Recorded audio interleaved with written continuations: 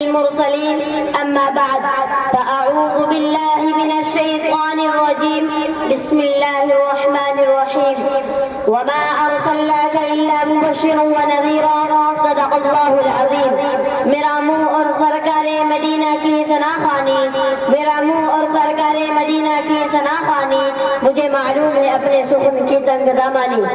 برادران اسلام اور قابل قدر شخصیات میں اس متبرک اور پرامن بزم میں شمع رسالت کی ضیاء حیات کو روشن کرنے کی جسارت کر رہا ہوں میری یہ بساط نہیں کہ میں ماہ رسالت صلی اللہ علیہ وسلم کے اسوہ حسنہ پر لب گشائی کر سکوں لیکن پھر بھی آپ جیسے عظیم المرتبت شخصیات کے روبرو سیرت النبی صلی اللہ علیہ وسلم کو موضوع گفتگو بناتا ہوں تاکہ خود کی اصلاح ہو جائے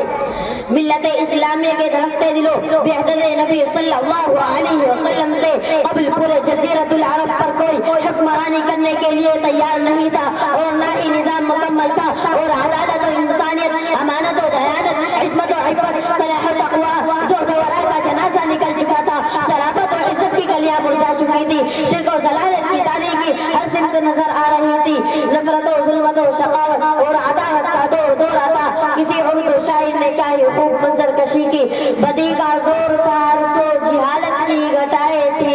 بدی کا زور تھا ہر سو جہالت کی گھٹائے تھی فساد و ظلم کی چاروں طرف پھیلی ہوائیں تھی ذرا سی بات پر تلوار چل جاتی تھی آپس میں تو پھر جنگ آتی نہ تھی دو چار کے بس میں اگر لڑکی کی پیدائش کا گھر میں ذکر سن لیتے تو اس معصوم کو زندہ زمین میں دفن کر دیتے غرض جو بھی برائی تھی سب ان میں پائی جاتی تھی نتی شرم و حیا آنکھوں میں گھر گھر بے حیائی تھی مگر اللہ نے جب ان پر اپنا رحم فرمایا تو عبداللہ کے گھر میں خدا کا لاڈلا آیا قدرت خداوندی نے اس پرفتن دور میں شہدائیہ نے لات و عزا کو رشد و ہدایت کے راستے پر غامزن کرنے کے لیے وحشت و بربریت کو ختم کرنے کے لیے باران کی چوکیوں سے آفتاب رسالت صلی اللہ علیہ وسلم کو طلوع فرمایا مکہ میں طلوع آفتاب کے وقت آفتاب رسالت صلی اللہ علیہ وسلم آمنہ کے لال عبداللہ کے لخت جگر عبد المطلب کے پورے نظر دو شمع کو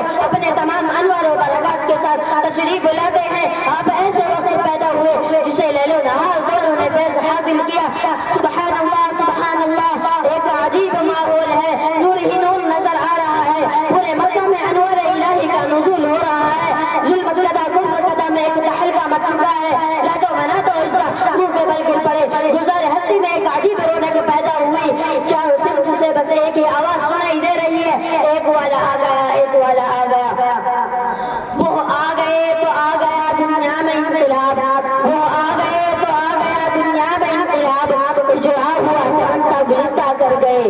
میرے قلب و جگر کے ساتھیوں حضرت آمنہ خود فرماتی ہیں کہ میرا نور نظر لخت جگر اس وقت کلام تو نہیں کر سکتا تھا لیکن انگوش شہادت سے کچھ اشارہ کر رہا تھا وہ اشارہ کیا تھا وہ اشارہ اشہد ان لا الہ الا اللہ کا اشارہ تھا قلب آمنہ میں مسرت و خوشی کی حد نہ رہی محمد کی ادا و فتح کا لیکن خوش غم کے اثرات بھی ہیں فرماتی ہیں کہ کاش آج عبداللہ ہوتے تو اس لخت جگر کو جو چاند سے بھی زیادہ خوبصورت ہے دیکھ کر کتنا خوش ہوتے اور گلونا وغیرہ لاتے غیب سے آواز آئی اے آمنہ فکر نہ کرو میں اس کا رب ہوں مربی بھی استاد بھی سب کچھ میں ہوں اس کا اگر یہ بچہ کھلونا مانگے گا تو چاند کو کھلونا بنا دوں گا اگر کوئی شہادت طلب کرے گا تو پتھروں سے کلمہ پڑھا دوں گا اس کے بعد عبد المطلب آتے ہیں سوال کرتے ہیں اے آمنہ کوئی نام سوچا ہے کیا آمنہ کہتی ہیں کہ جب سے یہ بچہ پیدا ہوا ہے کہ زبان پر قابو ہے نقل پر ذہن میں کئی نام آتے ہیں لیکن قلب پر دستک ہوتی ہے محمد رسول اللہ صلی اللہ علیہ وسلم عبد المطلب نے کہا سبحان اللہ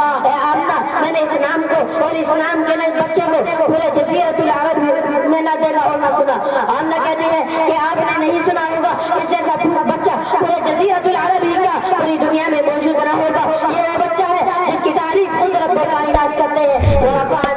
Subscribe to my channel. And ملت also press اسلامیہ this کے bell icon. پاسبانوں میرے نبی سارے انبیاء علیہ السلام کا ایک گلدستہ تھا اللہ تبارک و تعالی ہم سب کو